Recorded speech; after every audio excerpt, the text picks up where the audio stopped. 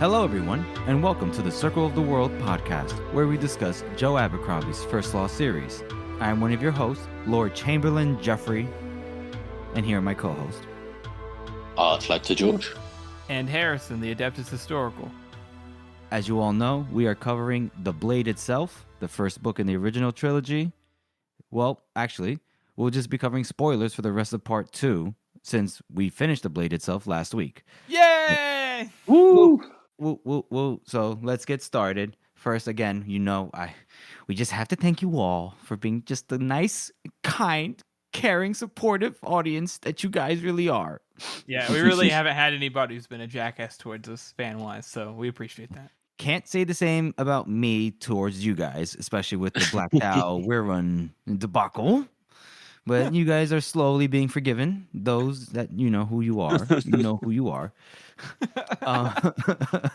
Also, it's your fault that fucking Black Cow is not going to get any further in that competition. What a shame. It's all their fault. We have to figure out a way to rig it. Harrison. It should be interesting to see if fucking Weirun just wins overall. No.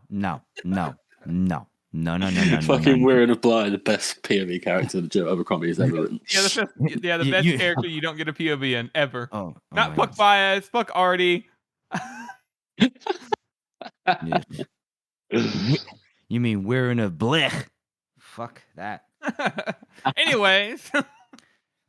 Anyway, so for today and our next episode, and for you listeners, just to let you know, George will be calling in via his phone.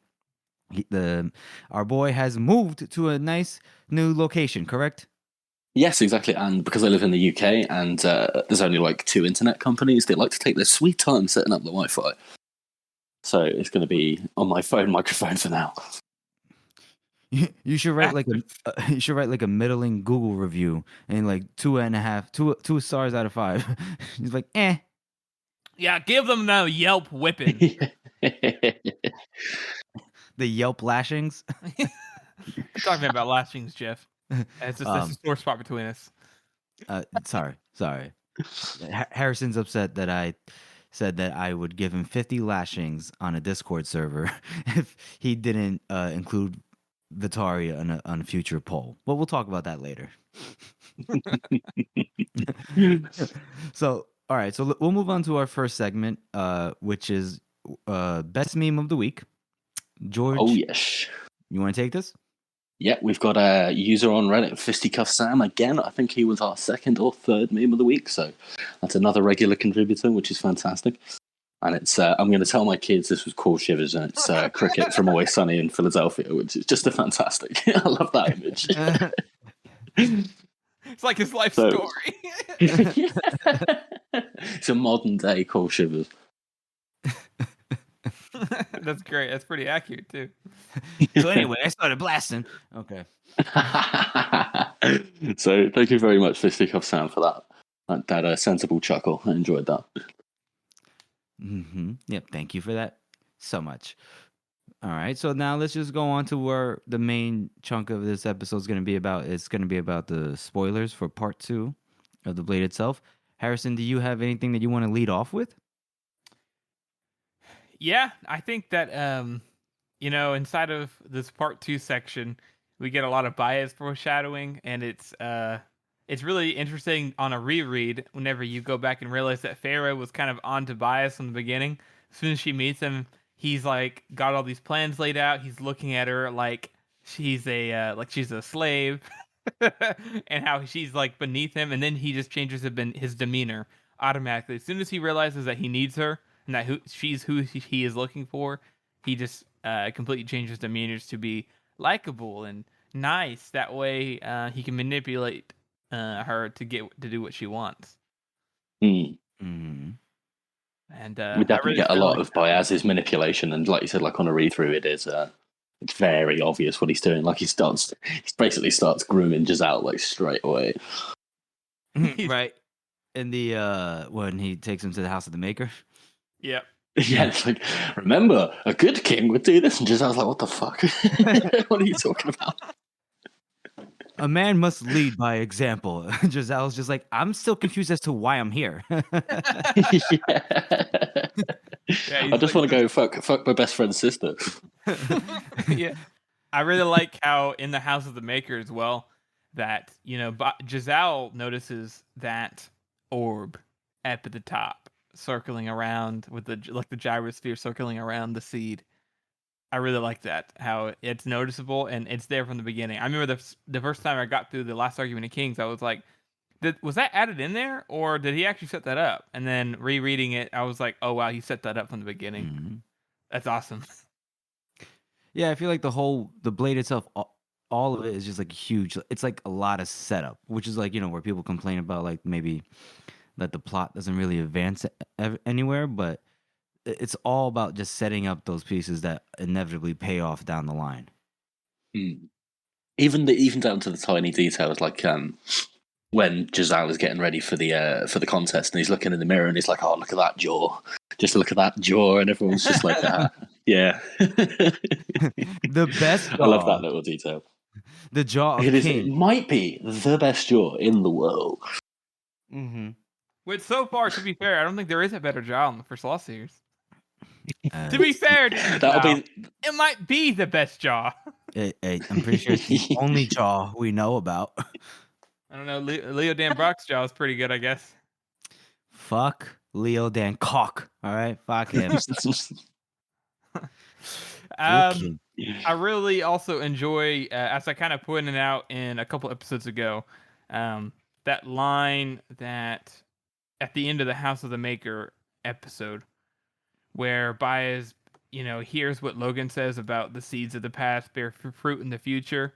That whole little exchange at the end of that chapter, I think is just, I talked about it then, but I can actually go more into depth with it now. The fact that he uses that himself. So Baez is like, oh, I like that line. And then he uses it from then on. And then he also basically really takes that in stride, and it's such a good foreshadowing event that they talk about that, because in the future, obviously, there's so many things from his past particularly that bear fruit in the future of the series, and of course in how he regards Logan at that point. There's like a lot of, I feel like there's just so much meat in that one phrasing there between them. That one little conversation. I always wondered why he had that in there the first time I read it, and even the second time, but it wasn't until I've like read it the third time that I realized, like, wow, that's that one little section. Maybe I'm reading too far into it, but just there's a lot going on in there, character-wise, between Logan and Baez and the series, and I just thought it was really, really good.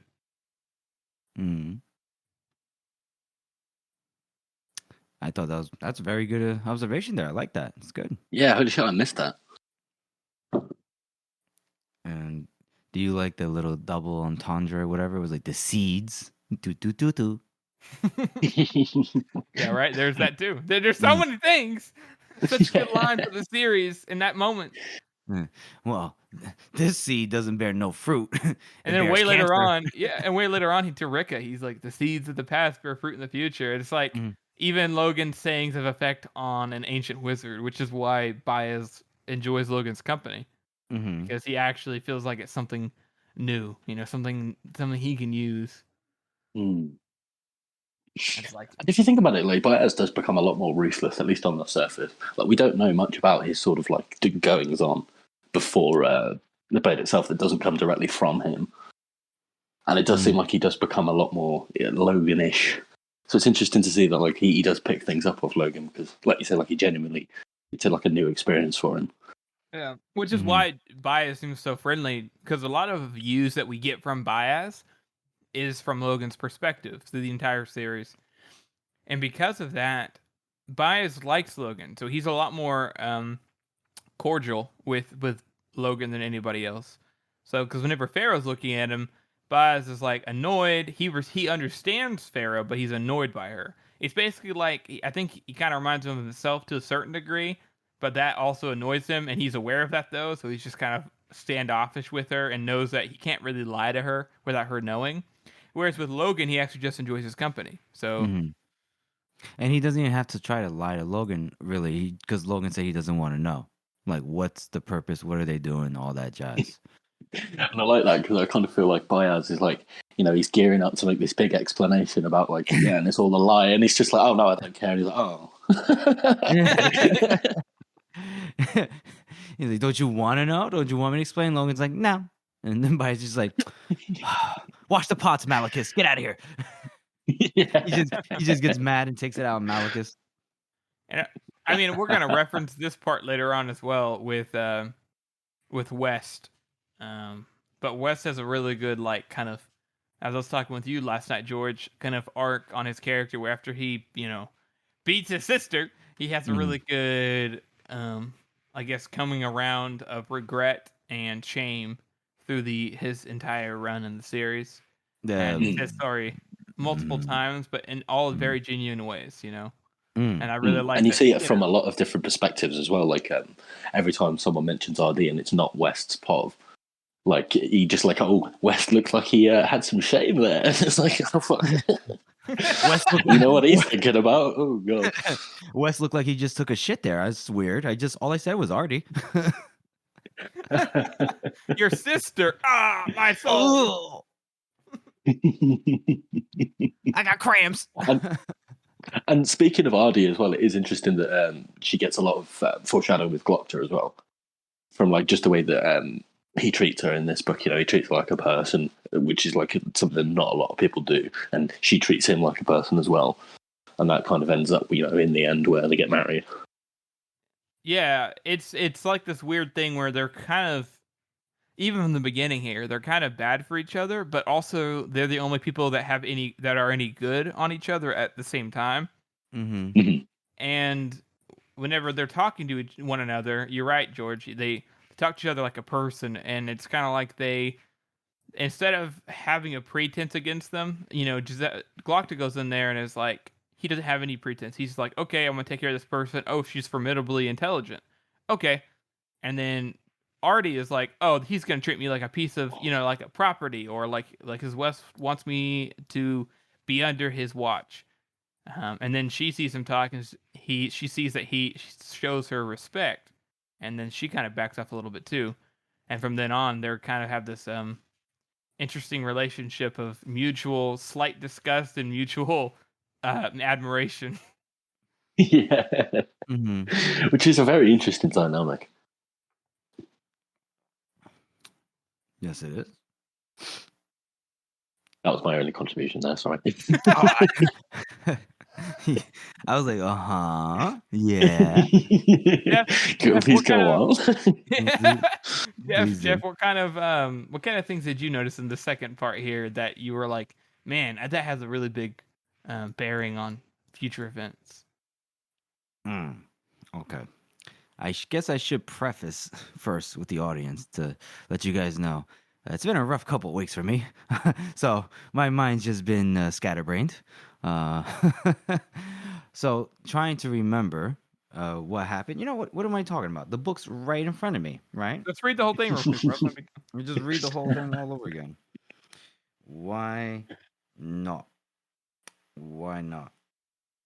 One thing that I find quite interesting at this point is that we get a lot of, we only get the introduction to Logan's character, and we only get things from his point of view because, the gang in the North here, Dogman and that lot, they don't really, talk about Logan at all.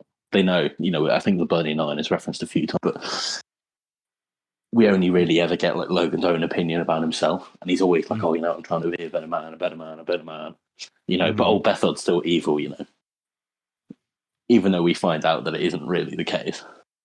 Mm-hmm.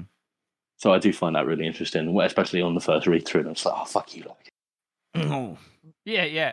Bethod is, you see him in the first time you're reading, you're like, oh, he's the bad guy. He's like kind of like, my mother is actually reading the series, and she is kind of like, Bethod's kind of like the, he's the opposition. He's the bad guy, and that's how you are as naturally as readers, because everyone says, oh, Bethod, that bastard.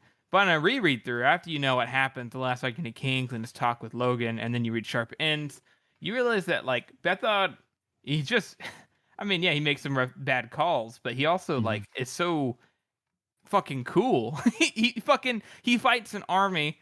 He's at 20,000 men, and he fights an army of 100,000 and is winning for almost the entire war. And it's still badass. Every single time something happens with with Bethod, because you know with the end outcome, it's just so cool to like soak it in and be like, wow, I can't believe you thought of that move. That's badass. Yeah. I mean, he does have the help, you know. He's got the typical villain sort of ensemble. You know, you've got the big strong guy, and then you've got like the witch who can see the future and that. And it's just like, you know, your classic villain setup to I then mean, that's not be a true, villain at all. but like what is it? A wise leader surrounds himself by wise counsel, right? So you know, Mm. he is he's smart enough to know that he's gonna need magic to beat Bias, because he's one of the only people at this time in the series who realizes that Bias is in control of the Union. I mean, that may be a That's little true. speculation, but like Nah, he knows that Baez has some kind of control of the Union to a certain degree, and he brings, because he knows if Baez is in opposition, he needs to have a counteraction for that, which is Karib. but don't forget the reason Bethod went to the Great Northern Library was to tell Baez like his plans, and his plan was to attack the Union, and he wanted Baez's help with that. So why would he ask Baez for help if he knew that Baez ran the Union? Well, remember in that saying, he's also not really he's not really surprised that Baez said no. He's Yeah, he like looked pissed and confused. he was pissed. But I think he was prepared if Baez did not. Otherwise, why would he bring Karib? It was Mm. probably just to ensure, like you always want to have like a fail safe. Maybe just to show Baez like, that Baez has someone that also does magic, but not necessarily a magi. But Bethod, tried to reach out, remember, to a couple messengers to Baez. Baez refused them. He force choked Calder and said, if Bethod wants to talk to me, he comes here directly. Do you know what I mean? And so, and if, like, it just doesn't make sense that if Bethod knew that Baez ran the Union, that means he has influence there. That means he runs their armies. You could say whatever you want, like, runs his government. Why would Bethod be like, well, my plan is I'm gonna attack them? Wink, wink. Like it, I don't think he would tell if he knew Baez ran the Union. I think he Mm. knew what Baez was. It was a magi, and he knew that Baez liked to meddle in affairs or give advice and ask for favors in return. And I think that might have been the extent of it. Because as far as he knew, Baez had just been held up in the Northern Library for a long time, longer before Bethard was even born, and knew who Baez was. That's a good point, Jeff. You are absolutely right. That's a good point. Are you sure, Harrison? Because I don't know. It's just speculation on my part. I don't want to offend your sensibilities. Okay, now No you're fighting, rubbing it you in, see. Jeff. No, 50 lashes for myself.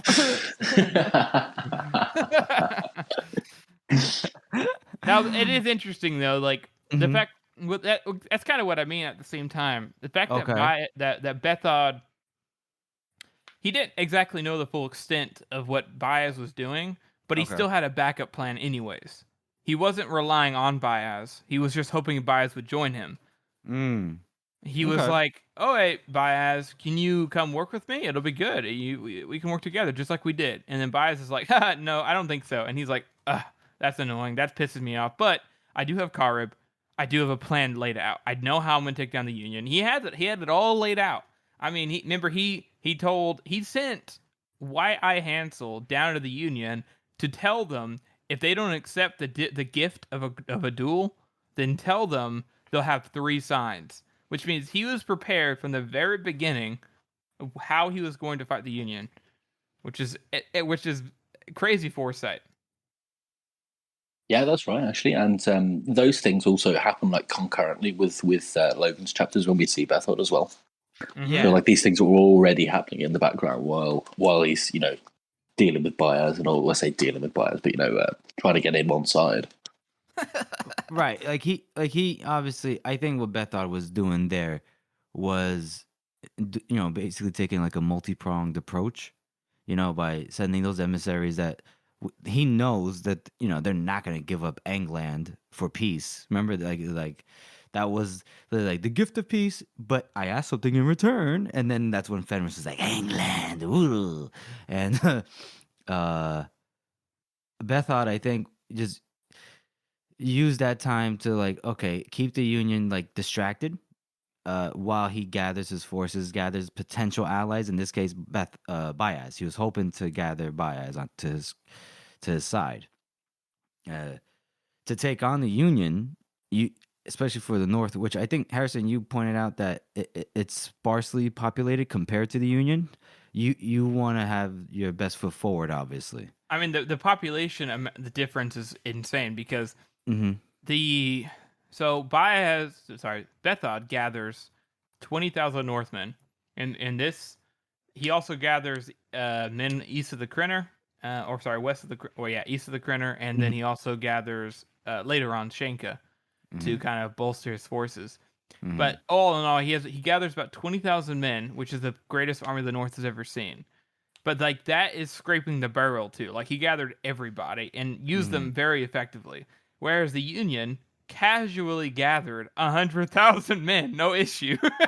Like they just gathered it up. They gathered bad groupings. The noblemen sent shit vassalmen, but like they also were able to gather 100,000 men, no issue. Whereas Bethod was scraping the barrel.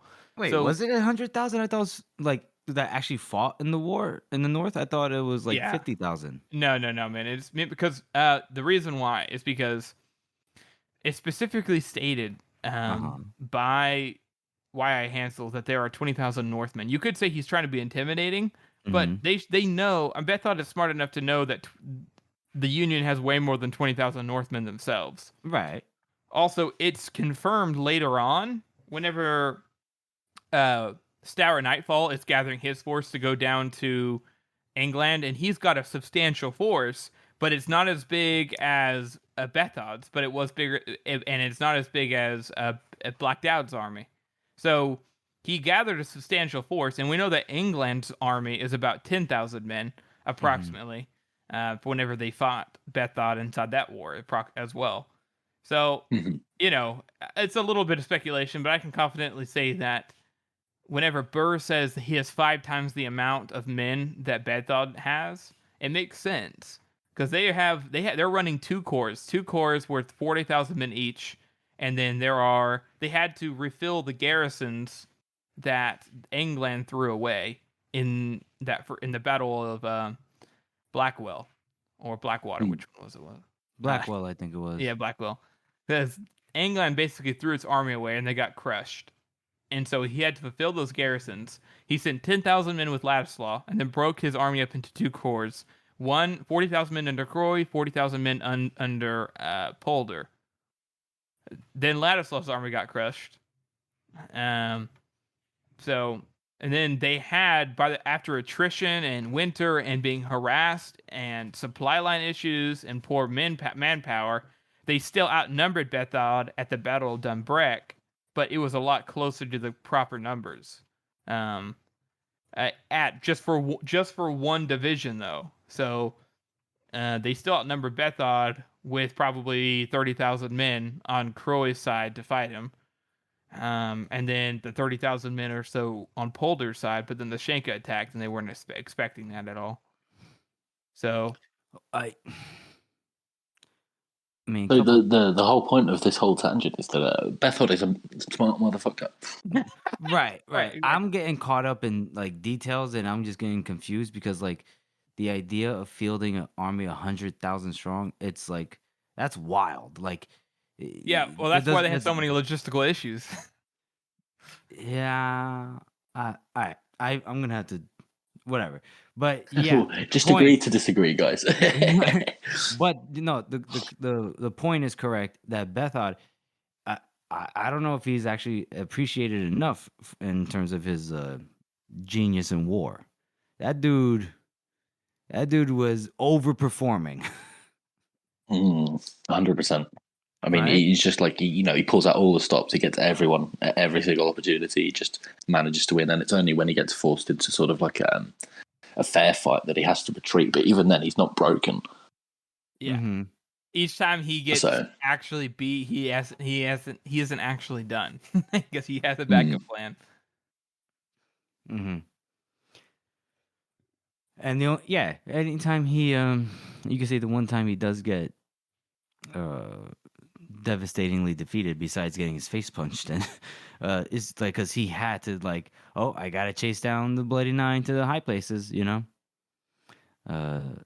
So which I guess you It's could true. say, They kind of lure him into that trap, which yeah, I enjoy. which but yeah, it's And enjoyable, but he should have, for well, someone to be that's the that thing, though, smart, right? Is he that should have seen it.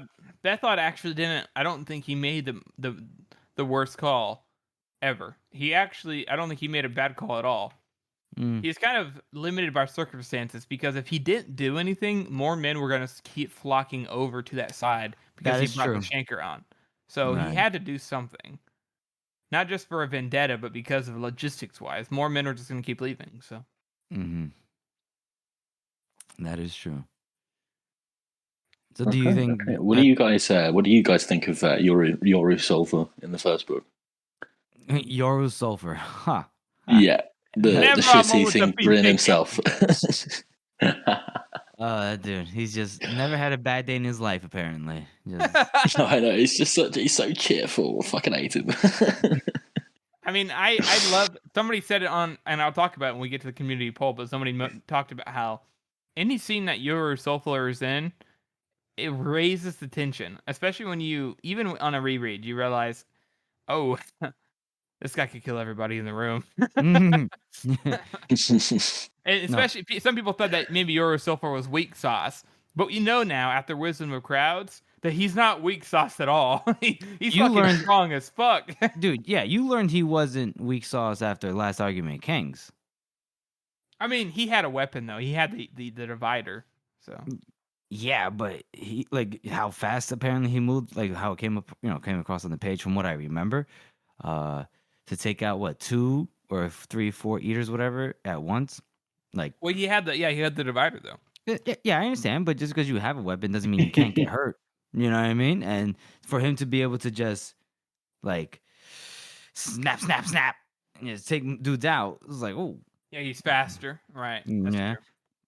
And then which book was it? Was it Wisdom of Crowds when he went like basically like straight up Hannibal Lecter on people?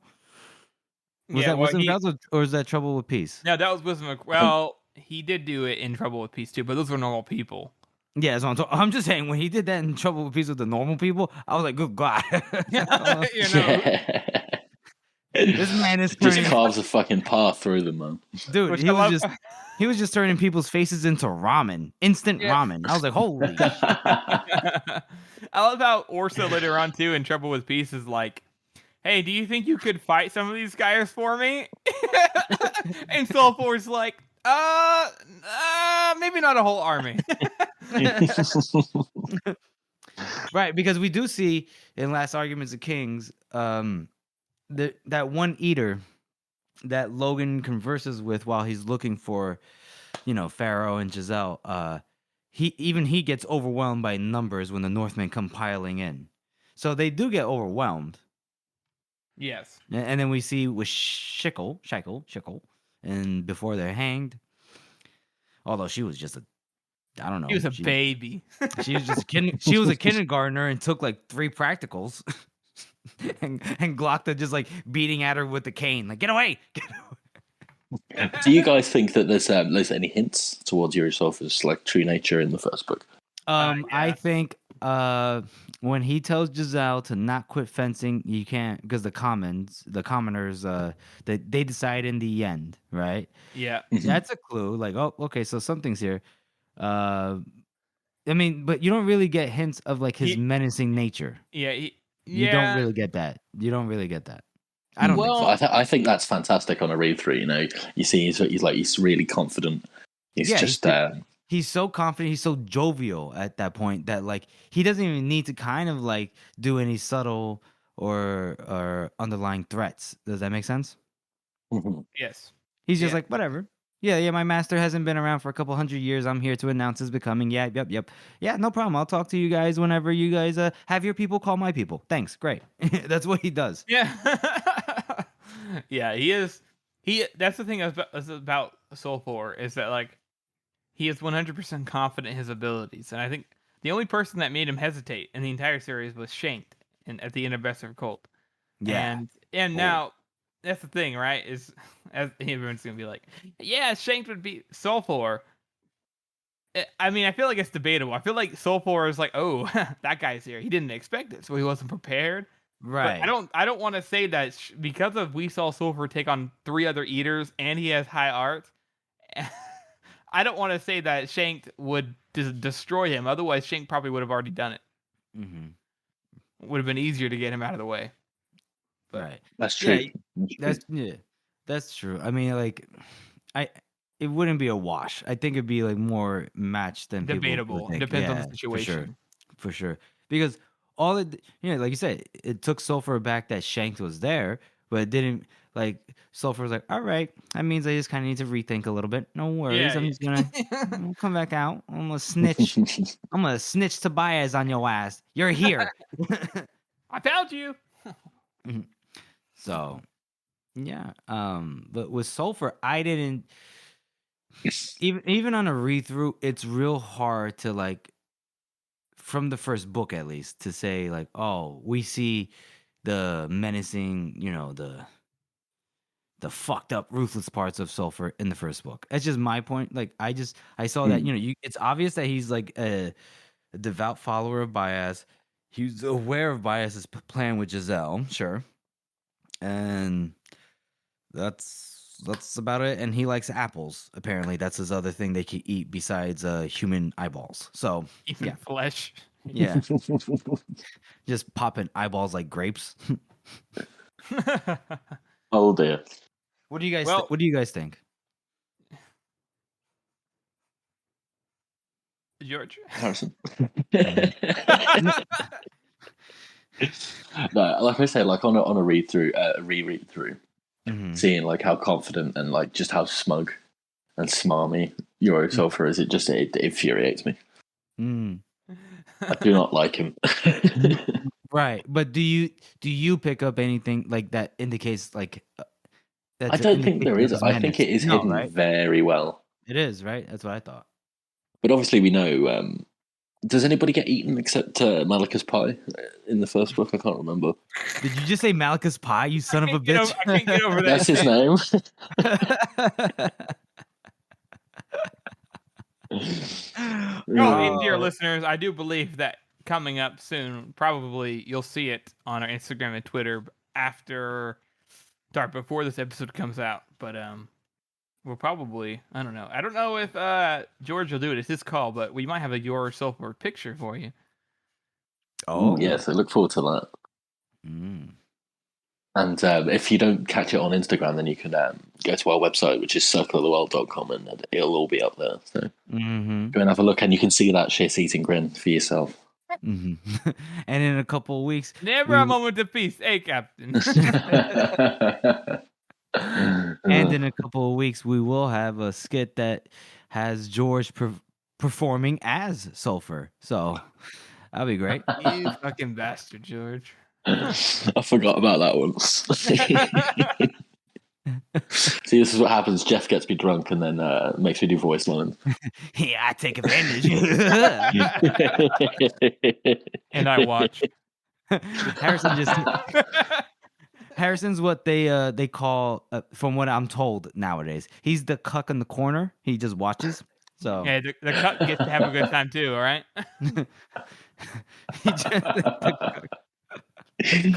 Good type too. Oh shit! Oh Jesus! Okay, oh no. We're getting off track here, guys. Okay, so I think it's time to get the good time to move on to the poll. Maybe if you guys have anything else to add. I kind of want to point something else out real quick. Go for it. This is very silly and innocuous, but the part when we meet Brother Longfoot, right? Yeah. And you know how he just straight up dips on Logan when shit hits the fan? Just so everyone knows, and if you're into spoilers and you're a first time reader, or just the fact that this is a recurring theme with Brother Longfoot, when shit hits the fan, somehow he just has a nose for it, and he's just like, oh, nah, that way's trouble. I'm out. Peace.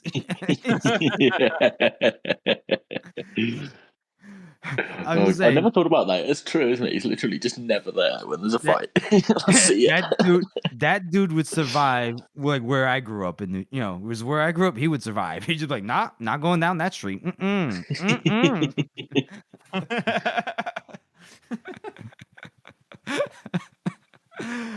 Anything else that you want to talk about, spoiler wise? I don't think in this section. I mean, the blade itself kind of ends. Yeah. I mean, other than maybe, but we already talked about him in the first part here. So I was going to mention Logan, the Bloody Nine sequence. They can figure something to add to that because we did kind of talk about it last section. So We did. Yeah. I mean, what else can we say? We can say that, well, we got introduced to the Bloody Nine in this book, and he is a doozy. And he just everyone is the same to him. Dead. Friend or foe, they're just all dead in his eyes. And it's like, okay, we can't really form long-lasting relationships here, so it seems like it's gonna be a friends with benefits kind of situation.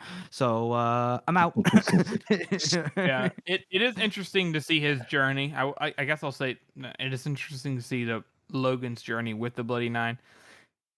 Inside the series, he goes from being basically the same person to being regretful of it, to trying to hide it away, to not being able to control it, and then kind of wishing for it again, and then wishing that it wasn't a thing, and then wishing, and then basically accepting the fact that that's part of him, that it's not something that he is away from, that it's part of who he is, to using it actually, to knowing how to bring it about, to regretting using it, and finally accepting that is who he is as part of it. It's not good or bad. It's just who he is. Right, coming to terms with it. Yeah. That happens in a book closely related to the term Crimson Nation. So there you go. Good one, Jeff. I'm not sure I understand the reference. I've already been drinking way too much. Oh, Lord. No, anyway, Jeff, you're just light years ahead of us. Yeah, your thought process is another plane of existence. Is it? I thought I was like decades behind you guys. Well, in some ways. In some ways. Thanks, Harrison. Just because you know how to use TikTok better than me. Yeah. Oh, wow. Wow, George. Jesus, tell me how you really feel there, buddy. Good Lord. So, thought we were homies. Shit. We are, Jeff. I'm sorry. I like how Harrison's trying to keep it together. On to our community segment of the week. We are on round 3. I think there might be 1 or 2 more rounds. I'll have to kind of go through it and see how it was as we get closer to the week. But this week we did basically, as you can tell, pretty much all of the magic users, eaters-esque. Now, somebody mentioned in this poll like Kowloon and stuff. Well, Kowloon's kind of like Juvens. They're not really characters we meet. And so we're not including those kinds of characters in there because it's non-POV characters, yes, but they're like characters that we kind of have a very good understanding of with only a few scenes, or we see them and they interact, but we don't actually get inside their head. So right, yeah, I think that's the main point, right? It's like that we actually see them in the books. Yeah, it's like an appreciation of characters that don't even have a POV, but we still really enjoy them. Right. Which, as in this poll, as it should be, Baez won. If he didn't win, I'd have an issue. Baez is such a good character. He has so much complexity. He has so much character in every scene that he's in. From the beginning of the series, the Age of Madness, really good foreshadowing. He seems like an old man, but also a fucking powerful ass mastermind. He's so brilliantly written. So he is. I would not be surprised if he won the entire poll for the final round because he is so good. But coming in second, we had Your Soul for, which I wouldn't say didn't predict, but I wasn't sure how people would feel about it. Because Your Soul for is also an asshole. George hates him. I hate him. And number 5, we have Your Way, which I was not sure if Ishri/Zuri was going to win or Yolwei. Wait, And for number 5, you said? Is he sorry, third number place? 4. Number 4 for Yolwei, and then number Well, 5 for Ishri. But who's third? Oh, sorry, Yolwei. You fucked it up, Harrison. Yeah, Harrison, you fucked it up. Sorry. I'm sorry. It's okay. It's okay. I've been It's okay. drinking too. Okay. It's okay, buddy. It's okay. It's okay. We're here for you. It's okay. My favorite part of this poll is the one vote for Cornel. I put her on here because she has a long scene, but that awkward scene, that dinner scene, and before they're hanged, and like the funny thing is that scene's so well written. It's like we have all been at a dinner table, and we were like, "Oh God, I don't want to be here." We've all been there. you're caught in the middle of something.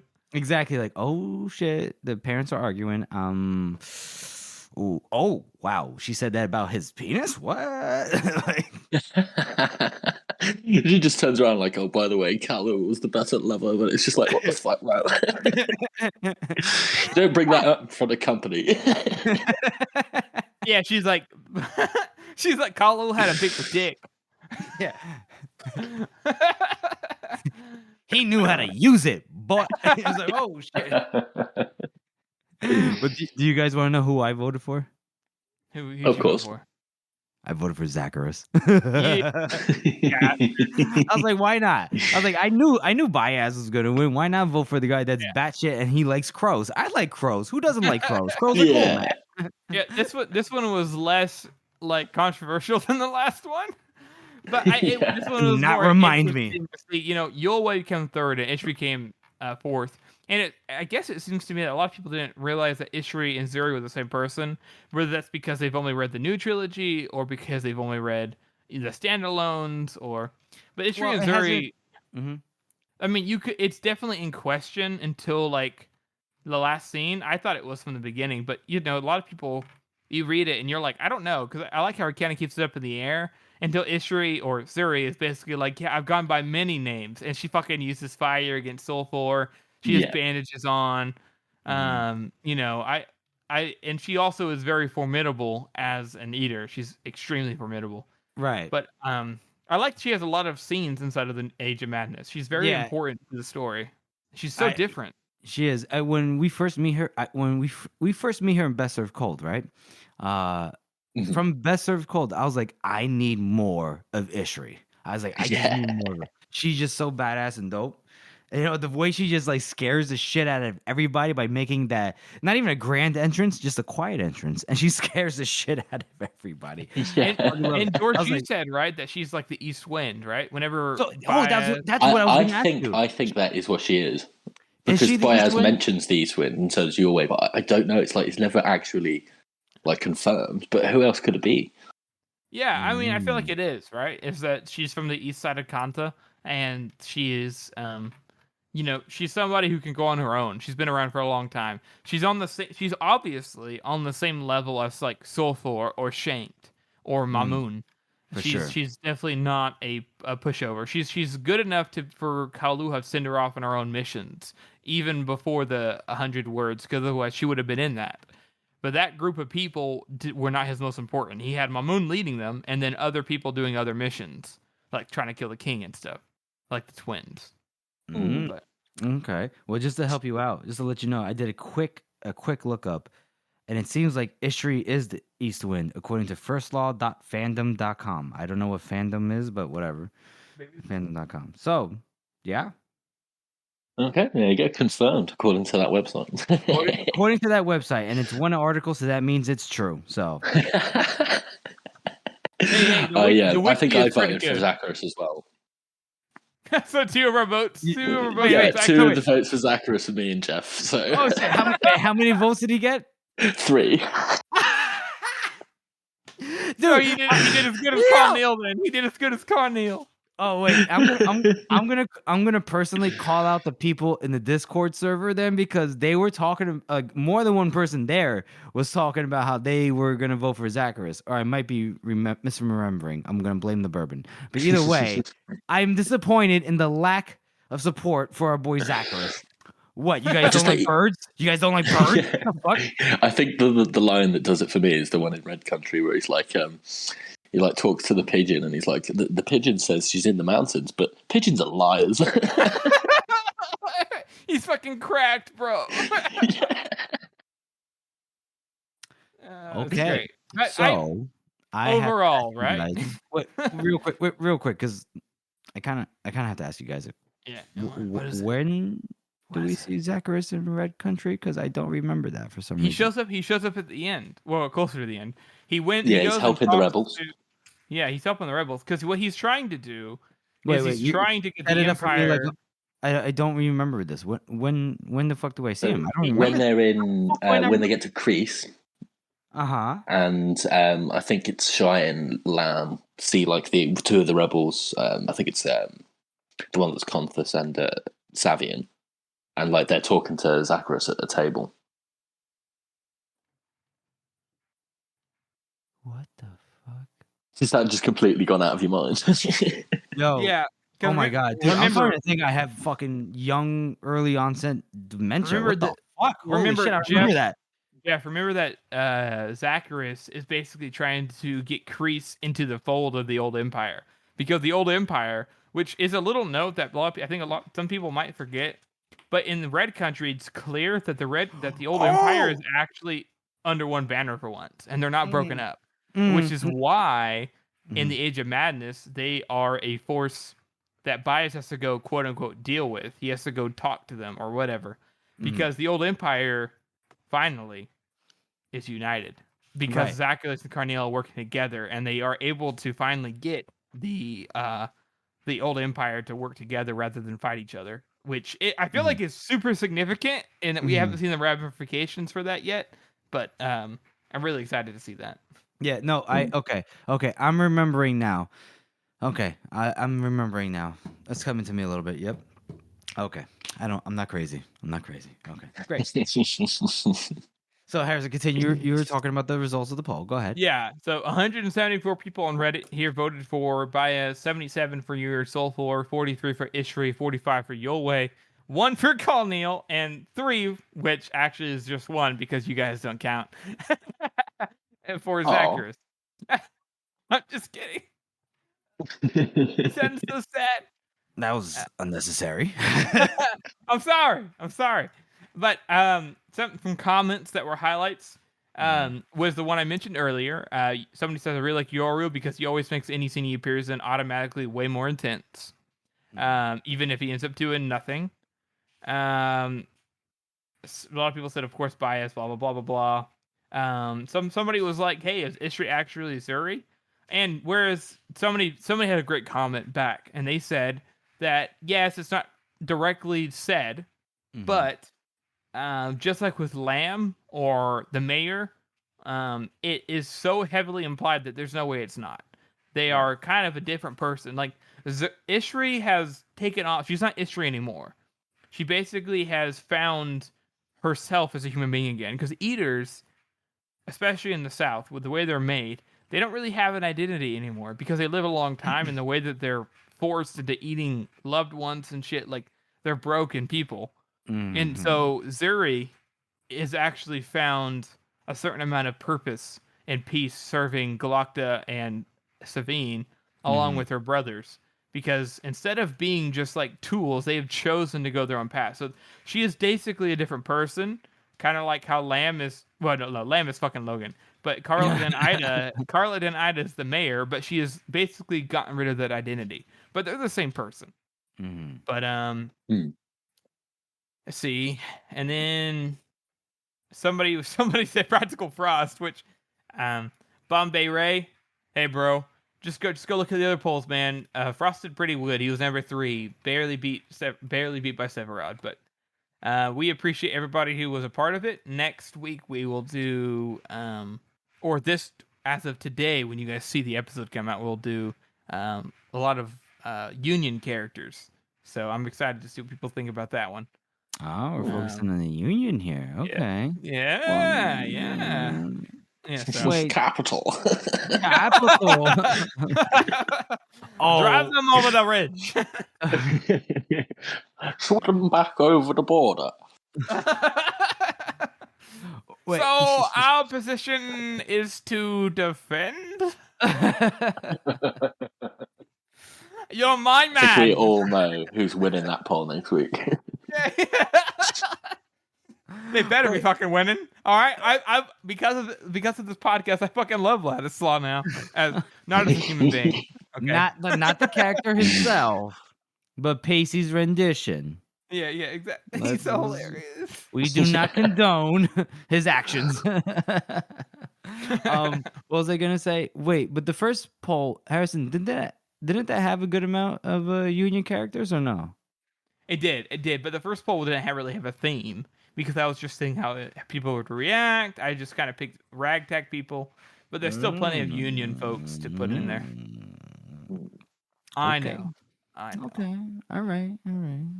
And our viewers, by now, if you haven't figured it out by now, we just do everything off the cuff. Like, we don't plan any of this shit, so... Okay, we plan a little bit, but we don't... Plan a little bit. We're pretty off the cuff. We're pretty fun like that, so... But that's it for the community interaction segment. It was a longer one, but, it's a spoiler episode, so fuck it. It's a more freelance, more free form. Loosey-goosey. I dig it. So that was a spoiler episode. That's our show, everyone. We want to thank you all for listening and supporting this podcast. As you all know, this is a passion project for the three of us, and your support really does mean a lot to us. Join us next week as we do a special guest episode with Sir Spaceman, the head of House of the Meme Maker. And as always, guys, make sure you check out our Instagram posts, our Twitter posts on Reddit as well, and go and check out our website. It's circleoftheworld.com. And if you haven't already, please subscribe to our podcast on Apple Podcasts, Spotify, Google Podcasts, or whatever podcast app you use. And please make sure to rate and review the podcast as it helps to spread our reach. Thank you all again for listening. Never a moment of peace, Captain.